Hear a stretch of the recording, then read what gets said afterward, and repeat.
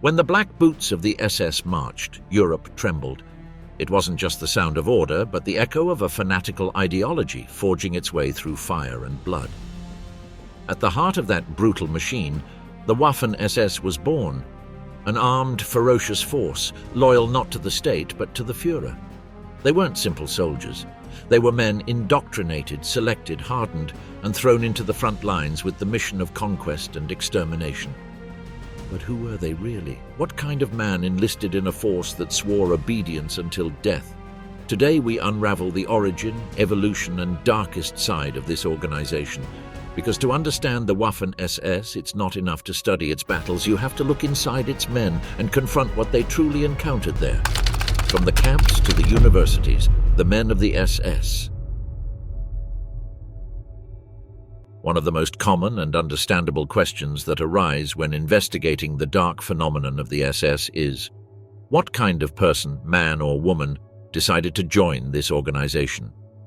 The truth is that among the million men who made up the Waffen-SS and the millions of members of other branches of the Allgemeine SS, including particularly sinister organizations such as the Sicherheitsdienst or SD, the Gestapo, and the Totenkopf, there was an extraordinarily varied human spectrum, from middle and upper-class intellectuals to illiterate sadists, from convinced idealists to unscrupulous opportunists, from prosperous farmers and industrialists to the destitute and unemployed, covering every imaginable shade in between.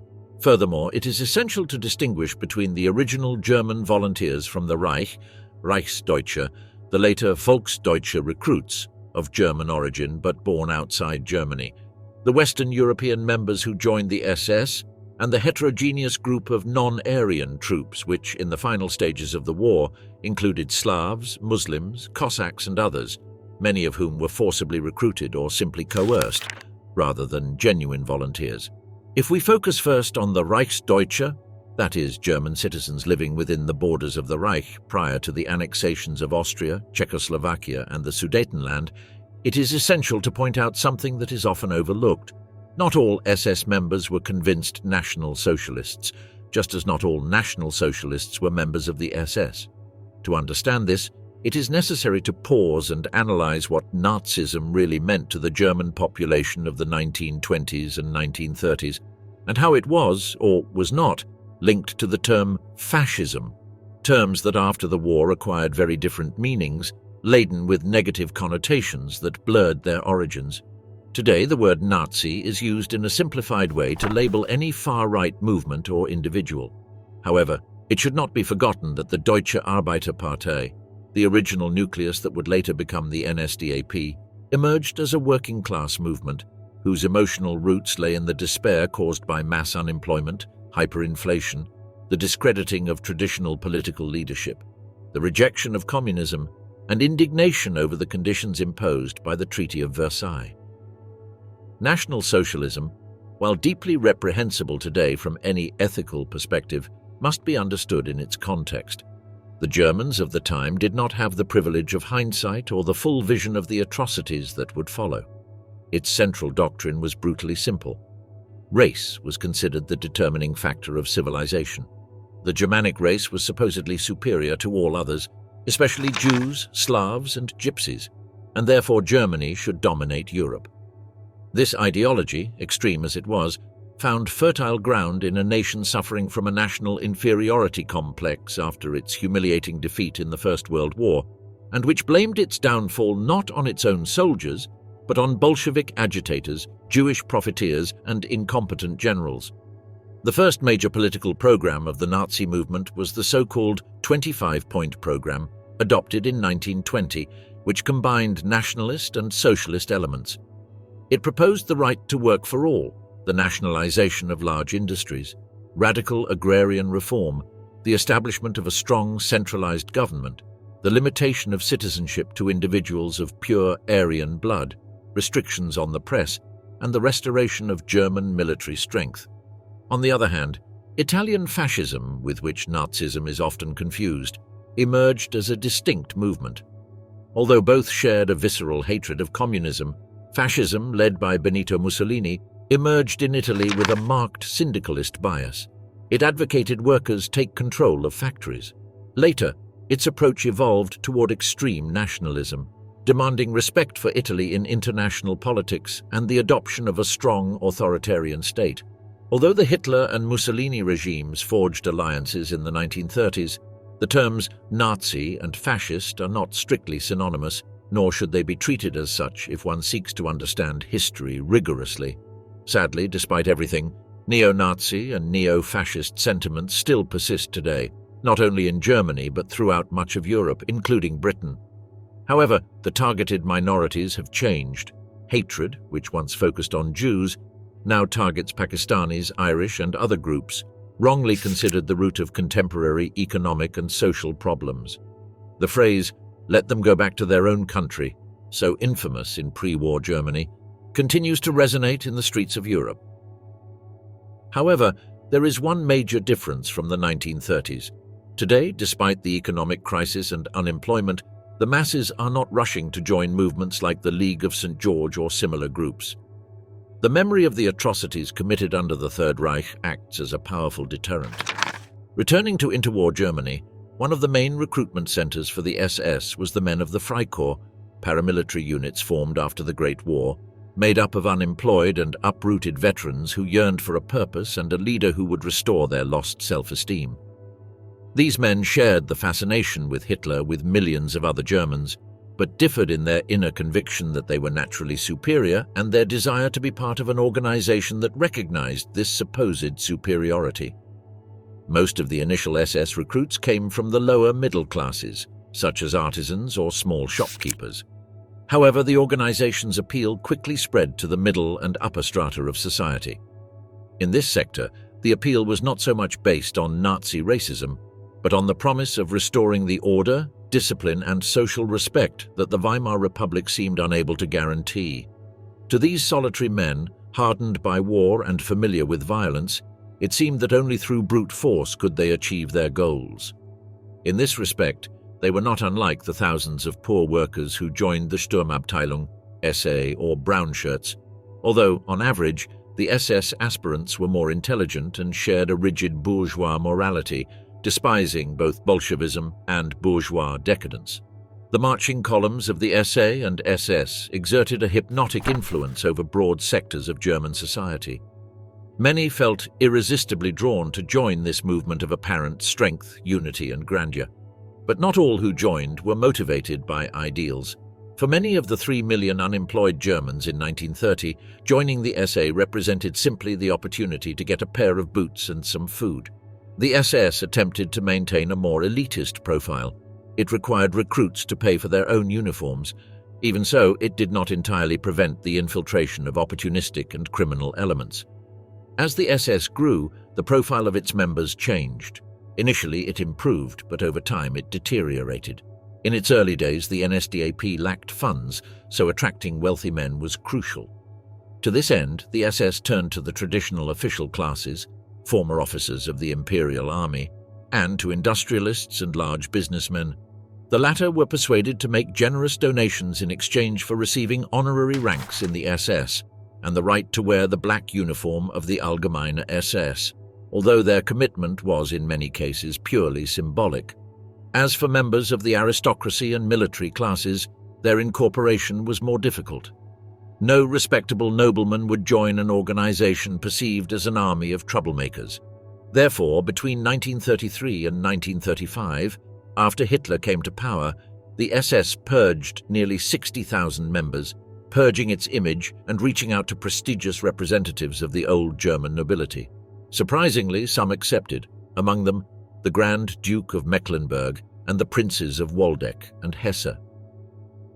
By 1938, around 12% of high-ranking SS officers came from aristocratic or military families. Under this new leadership, the SS began to attract more and more young university students, mostly products of the national youth movement, whose primary motivation was power.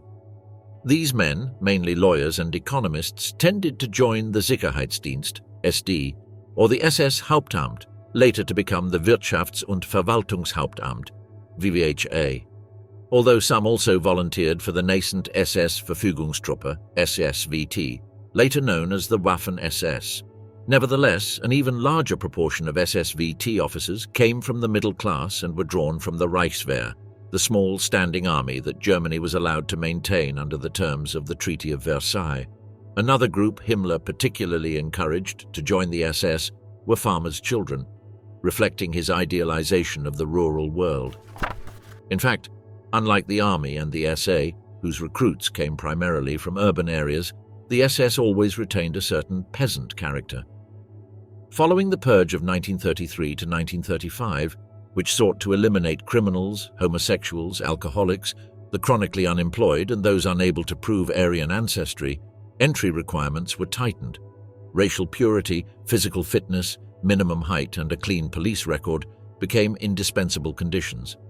For a time, even a single dental filling could be grounds for refusal of admission to the Leibstandarte. These restrictions reduced the number of acceptable applicants. Furthermore, many men who would have been ideal candidates were discouraged by Himmler's anti-Christian policies. Although he attempted to transform the SS into an anti-religious organization, he was never completely successful.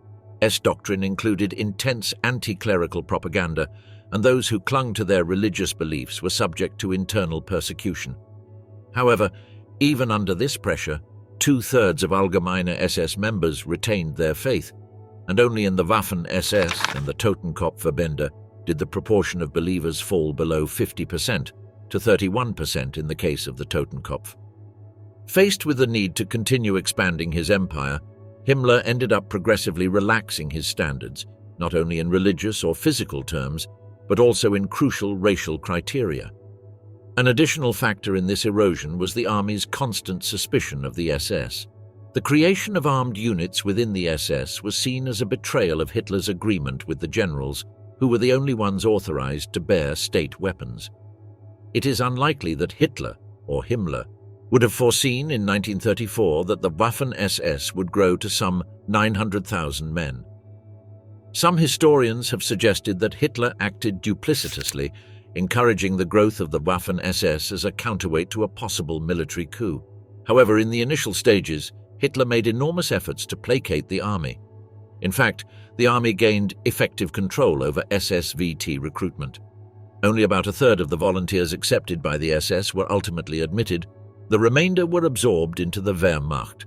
Furthermore, while in peacetime the SSVT was under Himmler's authority, in wartime it would become completely subordinate to the army. Hitler formalized this in a secret document of 1935, reiterated in an order of August 17, 1938. In the event of a national emergency, the SSVT would serve under the army commander-in-chief, subject to military law, although politically it would remain part of the NSDAP. Considering that the SS began in 1923 with just 200 men, and by 1933 had already reached 52,000 members, it's no surprise that the army feared its growing armed wing. This suspicion worsened after Sepp Dietrich founded the Stabswache Berlin, a 120-man unit on March 17, 1933, the nucleus of the future Leibstandarte Adolf Hitler. Before the reintroduction of conscription on 16 March 1935, the army had no jurisdiction over the recruitment of armed SS units, although these were still too small to pose a serious threat, despite the role played by the Leibstandarte in the Night of the Long Knives in 1934. Between 1933 and 1934, small SS political action detachments were organized in several German cities, which eventually merged to form the SS Verfügungstruppe. When conscription was reintroduced in 1935, this force consisted of 5,040 men in the SS regiments Deutschland and Germania, 2,660 men in the Leibstandarte Adolf Hitler, and 759 men in the officers' schools in Bad Tölz, founded on 1 October 1934 by Paul Lettow, and Braunschweig, established in 1935 by Paul Hauser. These units were the only ones formally recognized by the army, although there were others that were not considered part of the official military service. Particularly significant were the Totenkopfstandarten, organized from the concentration camp guards under the command of Theodor Eicke. After Röhm's purge, Eicke was appointed inspector of the concentration camps and commander of the Totenkopfverbände, reorganizing 5 armed battalions: Oberbayern, Elbe, Sachsen, Ostfriesland and Brandenburg, which totaled some 3,500 men in March 1936. Regarding the relationship between the Waffen-SS and concentration camp personnel, historiographical approaches have varied. Some have attempted to deny any link, others have pointed to an obvious connection, and others have admitted that, due to the organizational chaos of the SS, there was always an exchange of personnel between the two sectors. Before the war, there was a real difference, beyond the uniform, between recruits of the Totenkopf Verbände, who wore brown uniforms, and those of the SSVT, who wore grey. The physical requirements for entry into the Leibstandarte or the SSVT were stricter, a minimum height of 1.80 meters, later raised to 1.84 meters, and ages between 17 and 22 years. For the Totenkopf, the minimum height was 1.72 meters, later reduced to 1.69 meters, and the upper age limit was 26 years. Neither of these organizations required a high level of education. Before 1938, 40% of SS recruits had only a primary education. However, it was mandatory to prove Aryan ancestry, maintain a clean police record, and be in good physical and mental health. It's worth remembering that even the army was subject to racial purity standards imposed by Hitler's Aryan paragraph, and that indoctrination in National Socialist ideology was a formal part of military training. As the war progressed, the SS recruited increasingly younger and older men. Those fittest for combat were assigned to field units, while those less fit or older were sent to the Totenkopf Verbände, thus freeing up personnel from the camps for the front. In practice, there was a constant flow of personnel transfers between concentration camps and combat units, a fact that even Paul Hauser, one of the Waffen-SS's most important post-war defenders, did not attempt to conceal in his writings.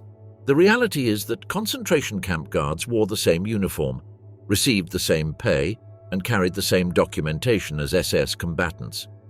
Even more significant is that Hitler, in 1938 and again in 1939, formally decreed that Totenkopf Verbände men could be transferred as reinforcements to SSVT units in the event of general mobilization. The beginning and growth of the Waffen-SS. The Waffen-SS had its true origin on March 17, 1933, when Sepp Dietrich established a personal guard for Hitler in Berlin. In September of that same year, this unit was officially named Leibstandarte SS Adolf Hitler, and in November its members swore a special vow of loyalty to the Führer, placing themselves outside the jurisdiction of both German military and civil law. At the same time, the SS political action detachments began to be reorganized along military lines, forming the core of the future SS Verfügungstruppe, SSVT. The creation of this elite force, often compared to the Roman Praetorian Guard or Napoleon's Imperial Guard, began to attract a growing number of recruits. Among them was Paul Hauser, a retired Reichswehr general who would play a similar role for the Waffen-SS to that which Heinz Guderian had played for the German armored forces.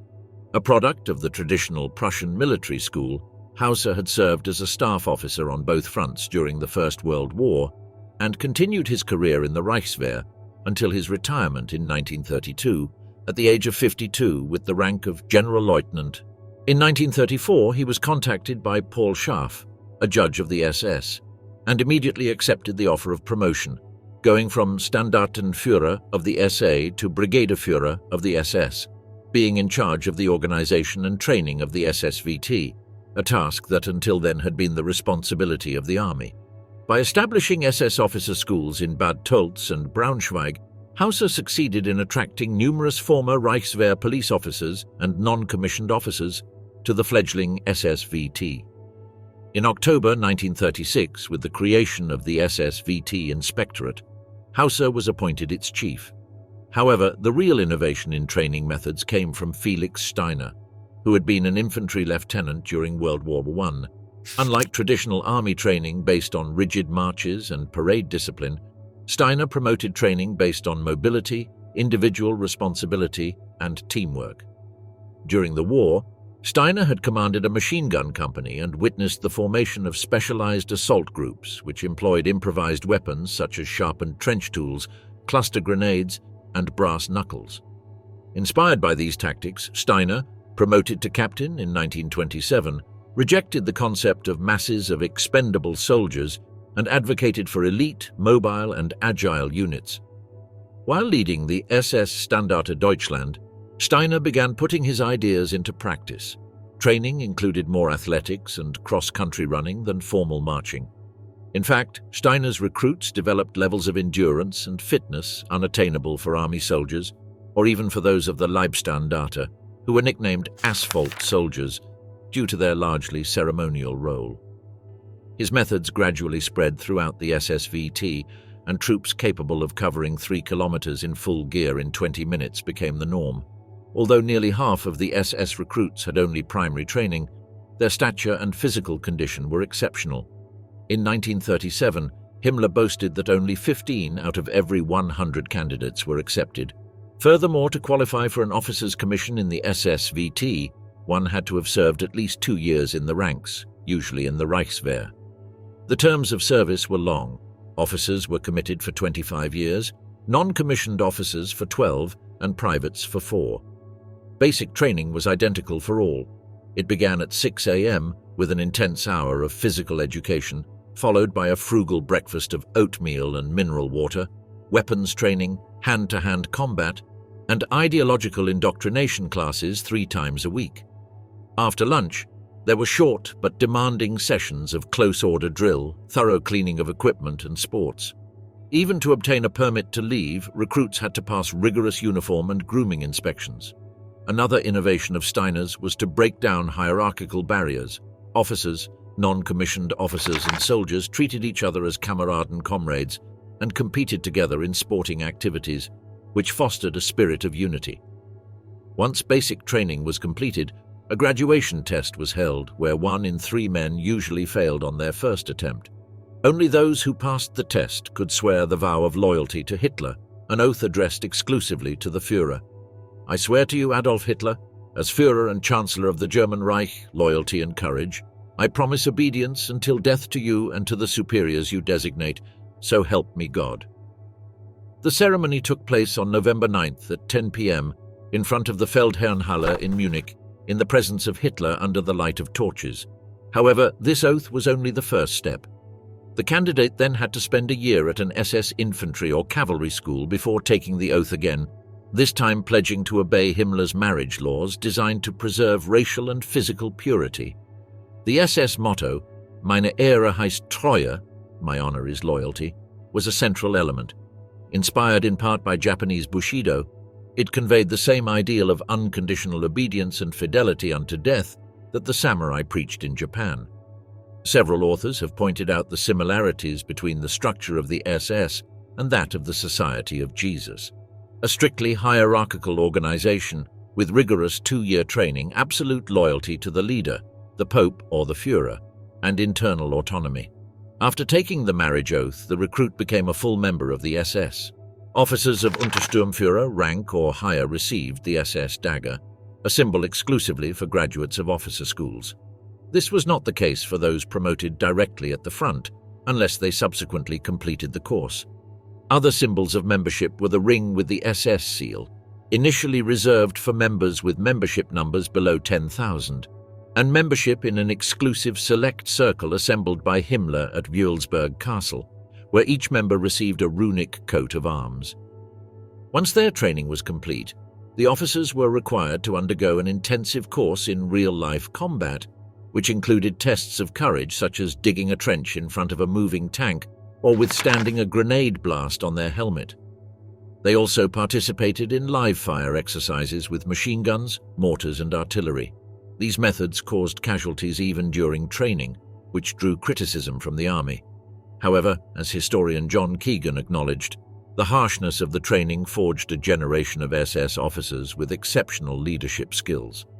Among them were legendary figures such as Fritz Witt, Kurt Panzer Meyer, Fritz Klingenberg and Otto Kumm, very different from the brutal camp commanders such as Theodor Eicke or von Dembach-Zelewski. However, until 1938, the growth of the SSVT was slow due to obstacles imposed by the army and high recruitment requirements.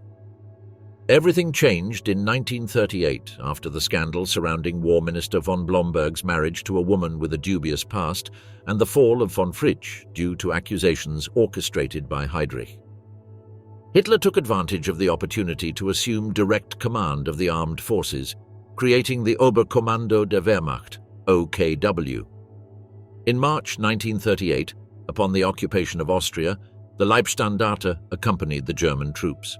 Shortly after, Gottlob Berger assumed command of the SS Hauptamt in charge of recruitment and found new sources: the Totenkopf, the War Reserves, and the Ordinary Police, ORPO. In addition, Hitler authorized the creation of a third SS-VT regiment, der Führer, composed primarily of Austrians. On August 17, 1938, a new decree stipulated that in the event of war, the Totenkopf would reinforce the SS-VT.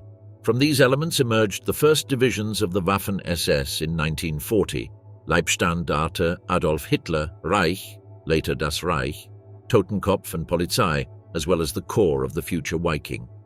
At the start of the war, the Leibstandarte numbered 3,700 men, organized into 4 infantry battalions with companies of 7.5-centimeter infantry guns, 3.7-centimeter anti-tank guns, sappers, and motorcycle reconnaissance.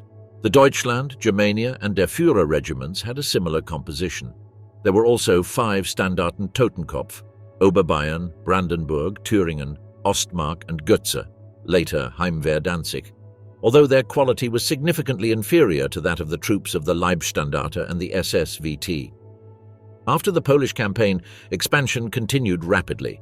The existing SS armed formations were ordered to be reorganized into 3 divisions, with corresponding support services, and the strength of the Leibstandarte to be increased, first to that of a reinforced regiment, May 1940, and then, after the summer blitzkrieg, to that of a brigade, August 1940.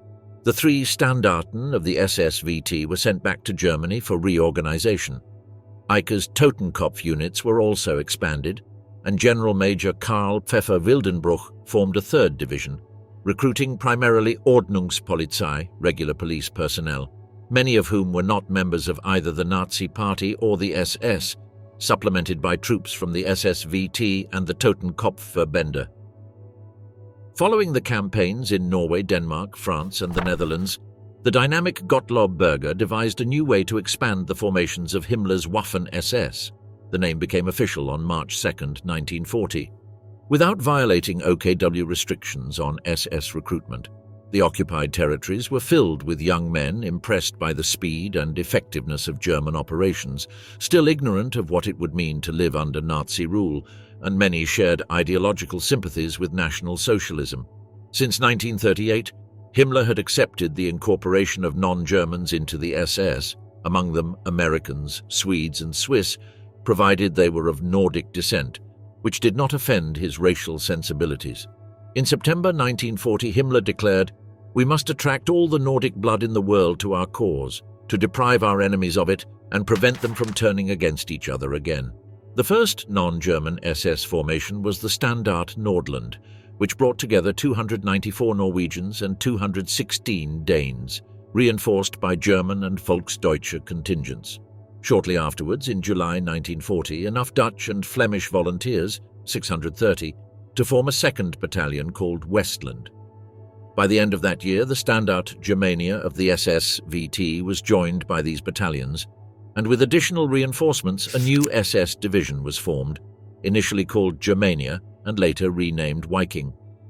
These Nordic volunteers were offered more flexible terms of service.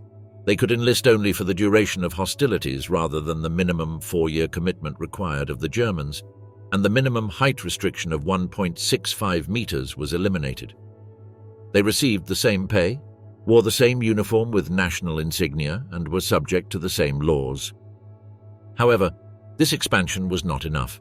After Göring's failure in the Battle of Britain and the abandonment of Operation Seelöwe, Hitler began serious plans for the invasion of the Soviet Union. Further recruitment was organized in the occupied territories, although the appeal now focused on nationalism and the fight against Bolshevism, not Nazi ideology. Despite their bravery, the volunteers were not considered part of the real Waffen-SS. By September 1941, Nordwest had been dissolved, and the Dutch and Flemish battalions were reorganized into independent legions. Also, after difficult government negotiations, several hundred Finns with National Socialist sympathies joined the Waffen-SS. 400 of them fought with the Viking from the first day of the Russian campaign. However, disappointed with their treatment, they were reorganized into the Finnisches Freiwilligen Bataillon der Waffen-SS, which in 1942 became the 3rd Battalion of the Nordland Regiment. The Nordwest and Nordland units were nothing like Kampfgruppe Nord, formed in the spring of 1941 from 3 new Totenkopf Standarten to operate on the Finnish front. Poorly trained and demoralized, Kampfgruppe Nord had to be withdrawn and reorganized as the SS Gebirgsdivision Nord, the 6th SS Division. Some divisions were primarily dedicated to anti-partisan fighting, which was the scene of numerous atrocities committed by both sides. It is worth noting that many recruits of Prince Eugen and other Balkan formations were forced to enlist, both by their governments and directly by agents of Berger and Heydrich. As the campaign in Russia continued, the necessary influx of men led Himmler to further relax his racial criteria, accepting virtually anyone who wasn't Jewish. In the Baltic states and Ukraine, the Germans were initially greeted as liberators, although the actions of the Einsatzgruppen quickly shattered that illusion. Still, some 200,000 volunteers from Estonia, Latvia, Lithuania, Ukraine, and Muslim communities in the Balkans swelled the ranks of the Waffen-SS. The greatest growth of the Waffen-SS occurred between 1942 and 1944. Although the winter of 1941 to 1942 was catastrophic, German troops managed to recover and advance toward the Caucasus. However, the main elite units of the Waffen-SS, such as the LCH, Das Reich, and Totenkopf, did not participate extensively in this advance, being occupied with defensive combat, reorganizations, or internal security duties.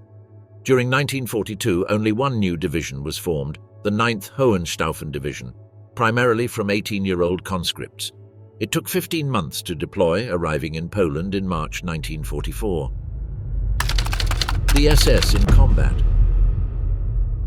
From its earliest battles, the Waffen-SS bore a reputation for suffering disproportionately high losses on the battlefield. Critics, even within Germany itself, pointed to its overzealousness, excessive aggressiveness, and lack of proper leadership as the main causes of such attrition. And while such criticism would be unfair after 1940, during the campaigns of 1939 and 1940, there were indeed compelling reasons to sustain it. In reality, the deeper explanation lay in the very nature of the Waffen-SS. It was an elite force created to strike swiftly and violently, to hold impossible positions, to resist where others could not. And that came at a price. As the war progressed, its units were repeatedly sent to the most critical fronts, used as veritable mobile containment brigades. The cost in lives was extremely high, some 253,000 men dead or missing, nearly a quarter of its total strength. But when these figures are compared with the losses of the regular army, more than 3.28 million men, more than a third of its strength, a paradox emerges. The Waffen-SS's aggressiveness in the long run may have saved more lives than it sacrificed. The first major test came in Poland in 1939. Waffen-SS units were dispersed among various army formations, thus lacking tactical independence. The Deutschland Regiment, accompanied by a newly formed artillery regiment and a reconnaissance battalion, was assigned to Kempf's battle group and saw heavy fighting in the Battle of Brest-Litovsk. The Germania Regiment was held in reserve, although it later participated in the occupation of the Lemberg area. The Leibstandarte Adolf Hitler, then an elite motorized formation, was used for reconnaissance and flank defense duties in the south, facing particularly heavy fighting around Pabianice, and then advancing toward Łódź and Warsaw. It eventually took part in the first major encirclement of the war on the Bzura River, culminating in the capture of the Modlin fortress, which defended the northern approach to the Polish capital. Meanwhile, a Totenkopf detachment, the Sturmbahn Götze, carried out ethnic cleansing and repression in Danzig, a dark antechamber to the Einsatzgruppen. The outcome of the Polish campaign was decisive. Satisfied, Hitler authorized the expansion of the Waffen-SS into 3 new major units: the SS Verfügungsdivision, with the Deutschland, Germania, and Der Führer regiments, the Totenkopf Division, and the reinforced Leibstandarte Adolf Hitler Brigade. The next date with history came in May 1940 in the West. For the invasion of France and the Netherlands, the SS formations were strategically deployed. The Leibstandarte and the Der Führer Regiment were ready on the Dutch border, with the mission of advancing swiftly to link up with the Fallschirmjäger paratroopers. The rest of the SS Verfügungsdivision marched alongside the 9th Panzer Division, while the Totenkopf remained in reserve. The attack began on May 10th. The Leibstandarte stormed into Dutch territory, crushing border troops and advancing more than 100 kilometers in a matter of hours, reaching Zwolle before noon. Although the bridges had been blown up, they found an alternative crossing on the IJssel River and continued their relentless advance for another 70 kilometers. In the process, Oberscharführer Krass became the first man in the unit to be awarded the Iron Cross, First Class. At the same time, the Führer Regiment was plunged into a brutal battle against the Gräber line near Arnhem, while the 9th Panzer Division and the SS Verfügungsdivision crossed the Maas River toward Moerdijk, where the paratroopers had captured another vital bridge. Following the surrender of Rotterdam, the Leibstandarte triumphantly entered Amsterdam and then headed south toward France. Meanwhile, the Totenkopf was activated from reserve and assigned to Rommel's 7th Panzer Division. It was here that the Waffen-SS suffered one of its first serious setbacks. At Arras, British Matilda armoured vehicles, virtually invulnerable to standard German weapons, wreaked havoc. Only the desperate use of 8.8-centimetre flak anti-aircraft guns in an anti-tank role halted the British. With the Dunkirk pocket closing in, the Leibstandarte and SS Verfügungsdivision advanced relentlessly. Steiner led the crossing of the Lys River, while the Leibstandarte forced passage of the AA Canal. But not all was heroism. During those days, men of the Totenkopf committed their first major war crime, executing more than 100 British prisoners of the 2nd Royal Norfolks.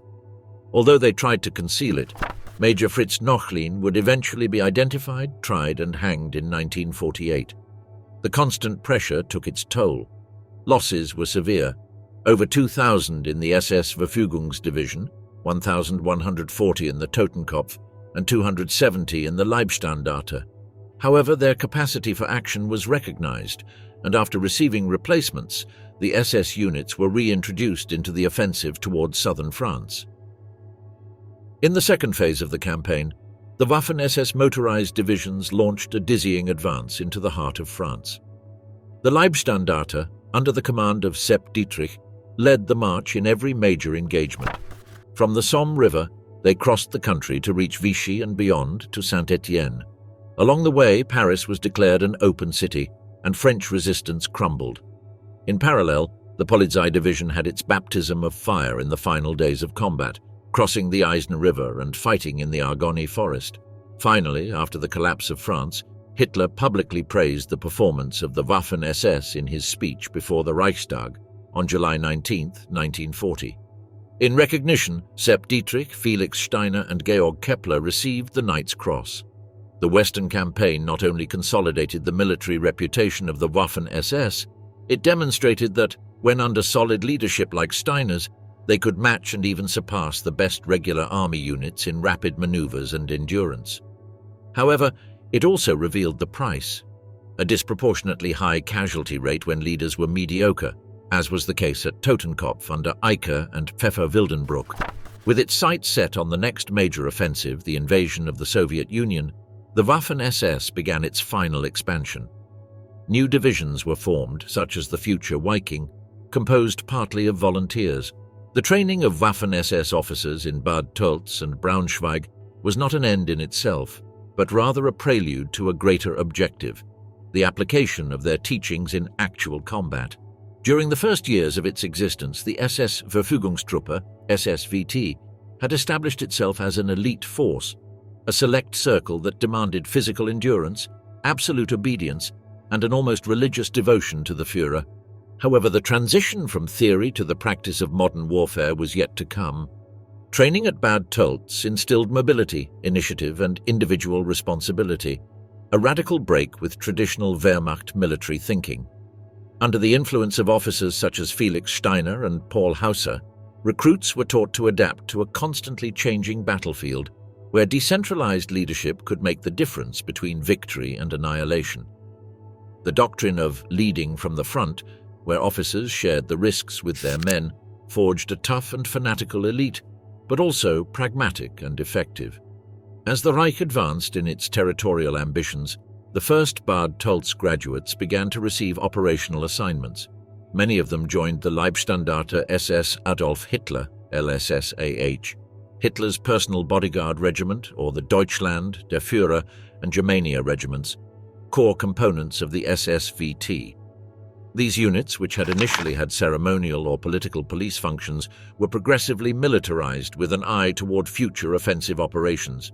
The annexation of Austria in 1938, Anschluss, marked the first significant participation of the LSSAH in a field operation, albeit without armed resistance. The Sudetenland campaign and the occupation of Czechoslovakia in March 1939 continued this mobilization process, setting the stage for the impending European war. For the Waffen-SS, these actions were an opportunity to test its discipline and efficiency under conditions of real stress, though not yet facing the rigors of open combat.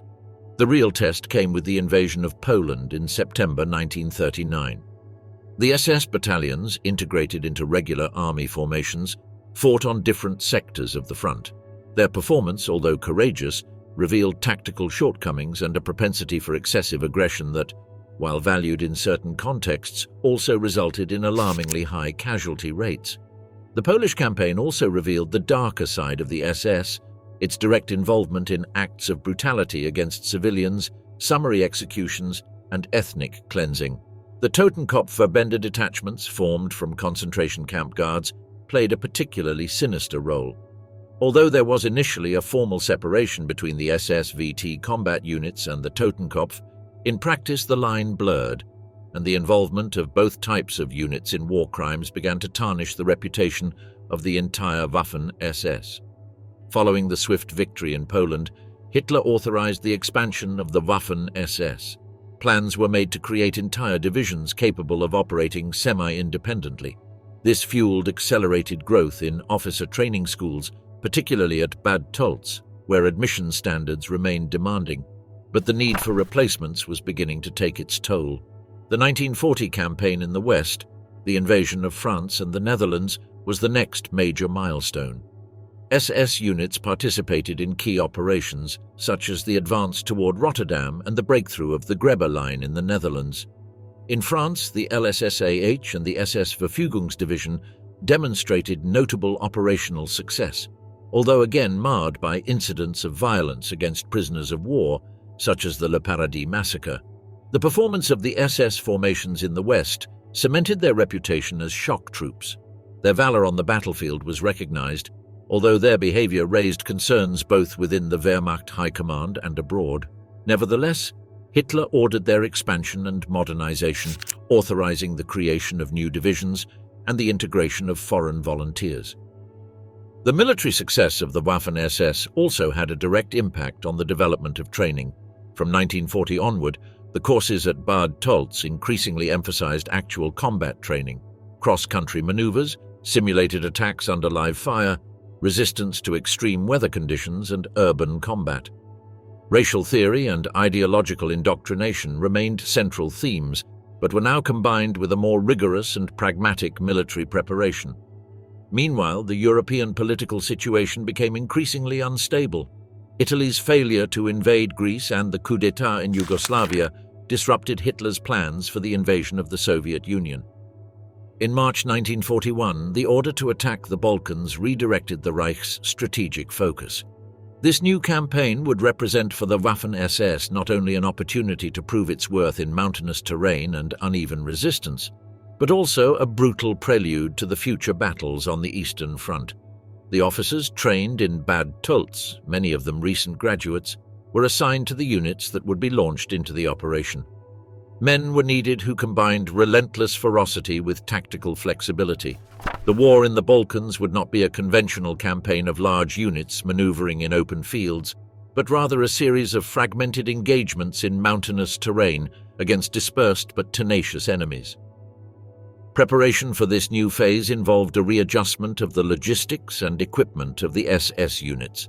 Mobility was prioritized: motorcycles, light, all-terrain vehicles, and compact infantry weapons. The reconnaissance companies in particular would be given a leading role, and many of their young officers came directly from the classrooms and training camps of Bad Tölz. The ethos instilled at the school, a combination of fanatical loyalty, operational autonomy, and utter disregard for danger, would be put to the test in the rugged mountains of Yugoslavia and Greece. There, facing a motivated enemy, supported by the terrain and hardened by resistance, the Waffen-SS would forge both its military legend and its infamous reputation for brutality. When, in April 1941, Waffen-SS units crossed the borders of Yugoslavia and Greece, they were no longer just men in black indoctrinated with theories of racial superiority. They were hardened combatants, products of an ideological and military machine that had managed to amalgamate fanatical idealism with lethal effectiveness. The Balkan campaign would represent the ultimate baptism of fire for a generation of SS officers. For many of them, it would be the beginning of a path that would lead them to the snowy fields of Russia, the steppes of Ukraine, and finally, to the collapse in Berlin. But it all began there, in the classrooms of Bad Tölz, on cross-country marches, in the oaths of unconditional loyalty sworn under torches, and in the fanatical conviction that their destiny was to fight and die for the Reich. The real war had begun, and the Waffen-SS, shaped by the fires of training and the forging of ideology, was ready to plunge into its bloody odyssey through the Balkans. The assault on the Balkans. As the German military machine prepared for the gigantic Operation Barbarossa, fate, and the mistakes of his allies, forced Hitler to momentarily shift his attention towards southern Europe. The cause was the Italian disaster. Mussolini, in a reckless act and without consulting Berlin, had invaded Greece in October 1940. It soon became clear that the Italian troops were not up to the challenge. Poorly equipped and demoralized, they not only failed in their advance but began to be pushed back, even before British reinforcements arrived in March 1941. The balance of power in the Balkans hung in the balance. Bulgaria and Yugoslavia, under enormous pressure, formally joined the Axis. But in Yugoslavia, a nationalist coup d'etat overthrew the pro-German government, replacing it with one decidedly hostile to the Third Reich. Hitler, furious, flew into a rage. In one of his legendary fits of rage, he ordered the invasion of Russia postponed. First, he had to crush the Balkan rebels. Thus, the Waffen-SS troops were once again called into combat. From their rest areas in France and Austria, elite units began to mobilize. The Reich Division was integrated into General Reinhardt's XLI Panzer Corps, while the Leibstandarte Adolf Hitler was assigned to List's 12th Army. On April 6, 1941, the invasion of Yugoslavia began. As usual, the Reich Division advanced with a speed and aggressiveness that surprised everyone. While the majority of the German forces were focused on crushing resistance south of the Drava and Danube rivers, an assault group led by Hauptsturmführer Fritz Klingenberg from the motorcycle company launched a near-suicidal operation. They stole a motorboat, crossed the Danube, and with just a handful of men entered Belgrade. Taking advantage of the general confusion, they managed to force the city's mayor to surrender the capital. The fall of Belgrade to such a small detachment was one of the most spectacular coups of the campaign. Meanwhile, to the south, the Leibstandarte faced a completely different challenge. Their mission was to open a passage through the mountains separating Yugoslavia from Greece, tenaciously defended by Australian, New Zealand, and Greek forces. The Klidi Pass was the first major obstacle. For 2 days, the Leibstandarte fought brutally to break enemy resistance. The advance was not easy. Allied machine guns raked the mountain paths, and the steep terrain offered little protection. In the midst of this hellish battle, the young and daring Kurt Panzer Meyer, commanding the Leibstandarte Reconnaissance Battalion, witnessed an incident that would be remembered for years. Seeing his men hesitant to attack under the deafening fire, he threw a grenade at their feet, literally forcing them to leave the trenches. The maneuver, as desperate as it was brave, finally unleashed the assault that broke through the defenses at the pass. The Leibstandarte then continued its offensive, engaging Greek troops at the Klissura Pass. Once again, after fierce hand-to-hand combat, the Waffen-SS forces prevailed. Faced with the speed and brutality of the German advance, the Allies had no choice but to retreat south. These operations were a complete success. In just a few weeks, German troops swept away all resistance in Yugoslavia and Greece, culminating in the fall of Athens and the complete isolation of the British forces sent to aid the Greeks. For the Waffen-SS, this Balkan campaign was more than just a military victory. It confirmed their ability to fight in extreme conditions, both in mountainous terrain and in high-speed operations. However, it also revealed another reality. The human price was always extremely high. The iron will of its men, their fanatical obedience, and their ability to attack under impossible conditions were admired, but they came at the cost of enormous sacrifice. As German flags flew across the Balkans and paratroopers fought to conquer Crete, Hitler and his high command were already looking east. The postponement of Barbarossa had cost precious weeks. Now, the greatest military campaign in history was about to begin, and once again the Waffen-SS would be at the forefront. The SS in the east.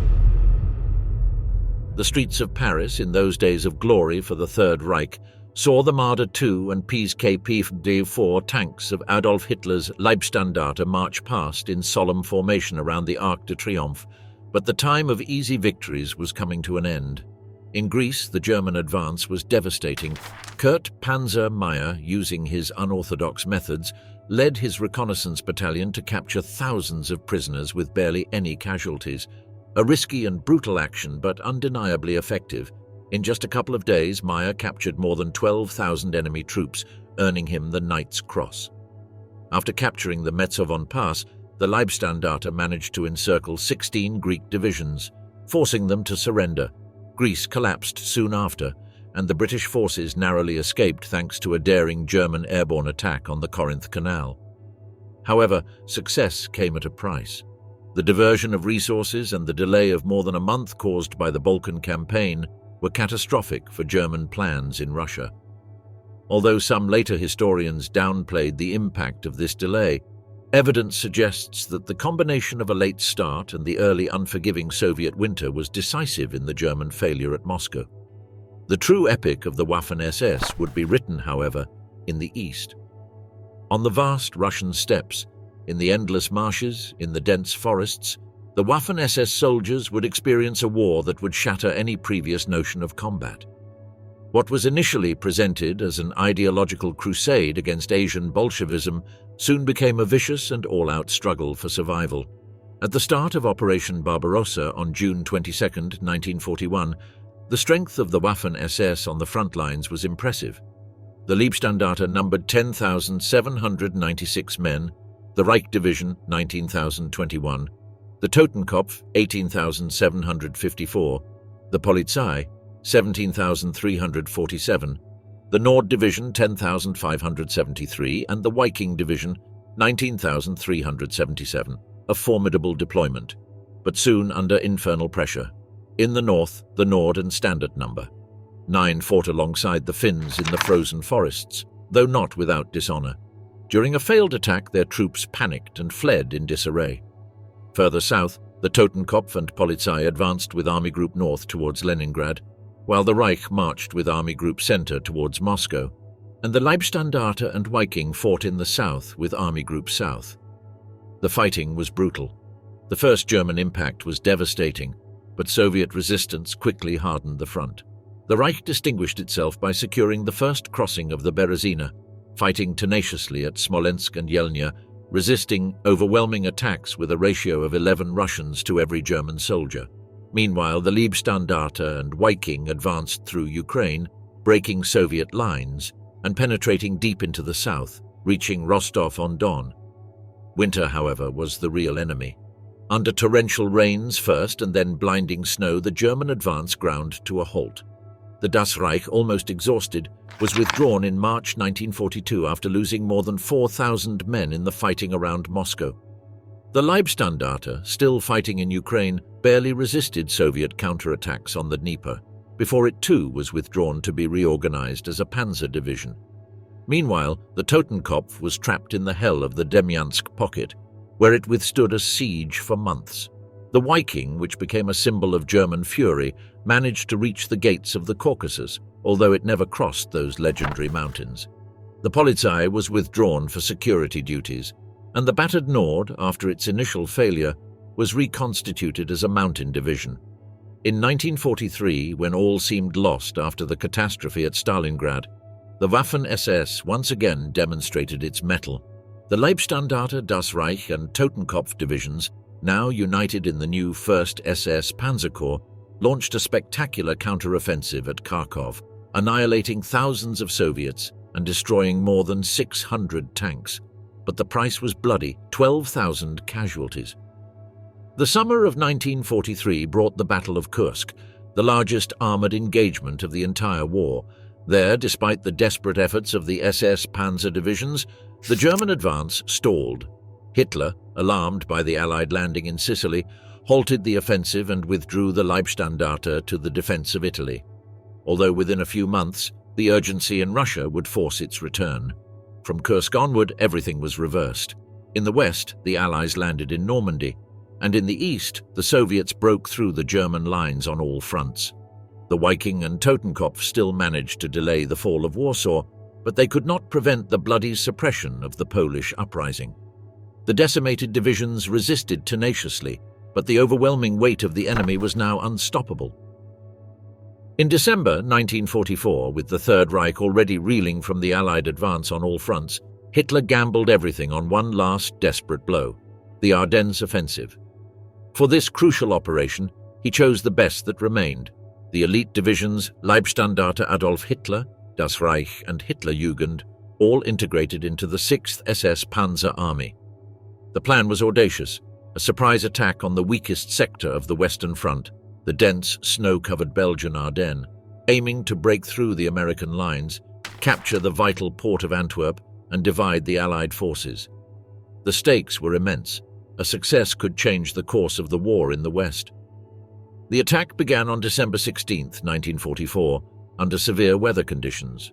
Low skies and a harsh winter played in the Germans' favor. Allied aviation, key to the Allies' tactical superiority, was temporarily out of action, unable to operate in the fog and snow. Taking advantage of this advantage, the Waffen-SS divisions stormed forward. The Leibstandarte, under Joachim Peiper, advanced swiftly with its panzers westward, wreaking havoc on the American ranks. Alongside them, the Das Reich and the Hitlerjugend pressed relentlessly, achieving significant breaches in the lines of resistance. During the first few days, the German advance was dizzying. Entire towns fell one after another. American units were surrounded and panic spread. It seemed that for a moment, the Reich might yet turn its fate around. However, cracks soon began to appear. The mountainous, forested terrain covered in snow slowed the movement of the armored vehicles. The narrow roads became deadly bottlenecks. Fuel supplies, critical for the tanks, began to fail. And when the weather cleared, Allied fighter bombers returned to the skies, destroying entire columns of German vehicles. The momentum of the offensive stalled. It was in this brutal context that one of the darkest episodes of the campaign occurred, the Malmedy massacre. On December 17th, near the town of Bonyes, troops of the Leibstandarte, under Peiper's command, captured around 100 American soldiers from the 285th Field Artillery Observation Battalion. Under circumstances still under scrutiny, the prisoners were gathered in a meadow and, instead of being escorted to the rear, were gunned down in cold blood. More than 80 American soldiers were killed, most of them shot at point-blank range.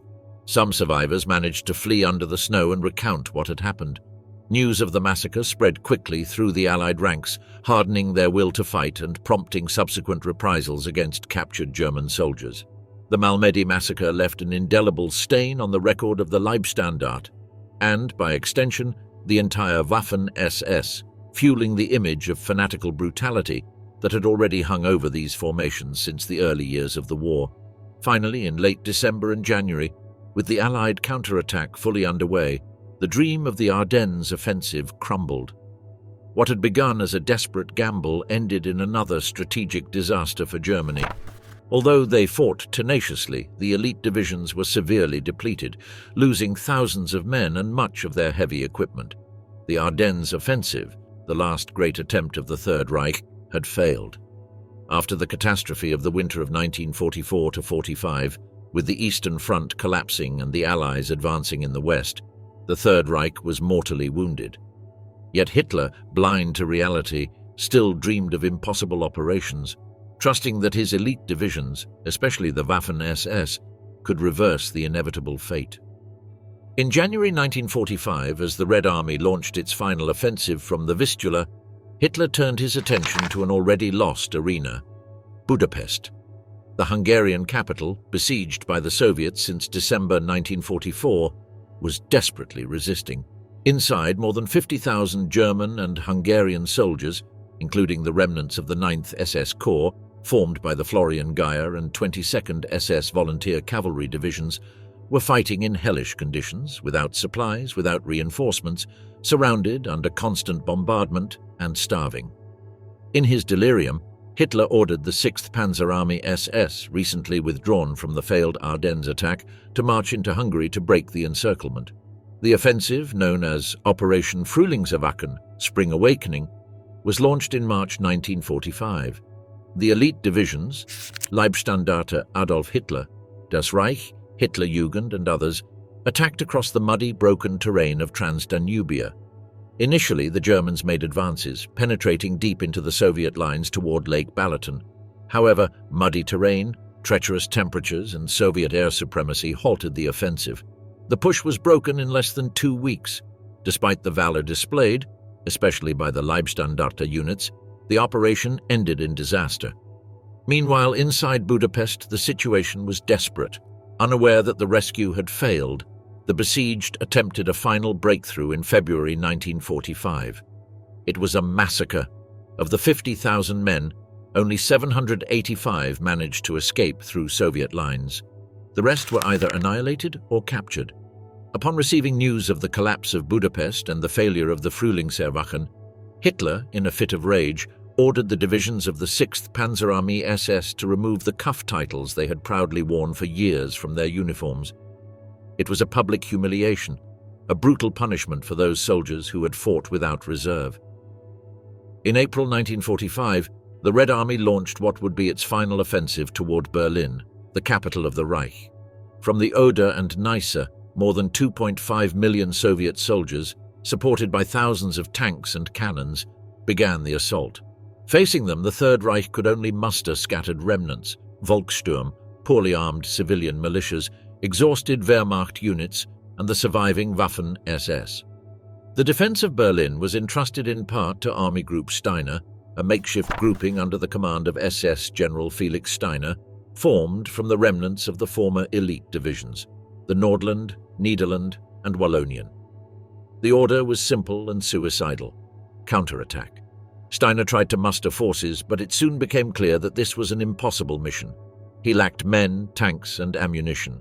Still, with desperate courage, his troops attempted local attacks against the immense Soviet power.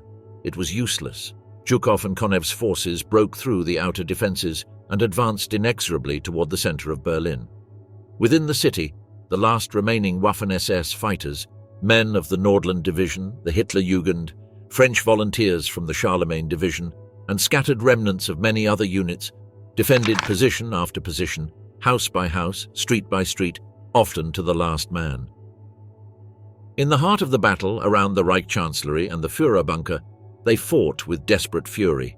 17-year-olds, hardened veterans, foreigners fighting for a lost cause, all aware that there would be no escape and no mercy.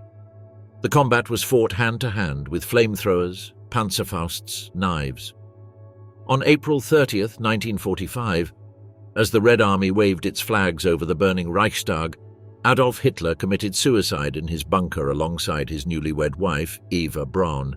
In the following days, resistance petered out. General Helmuth Weidling, commander of Berlin, signed the unconditional surrender on May 2nd. The last Waffen-SS soldiers, including many of the Charlemagne and Nordland volunteers, were either killed fighting or taken prisoner.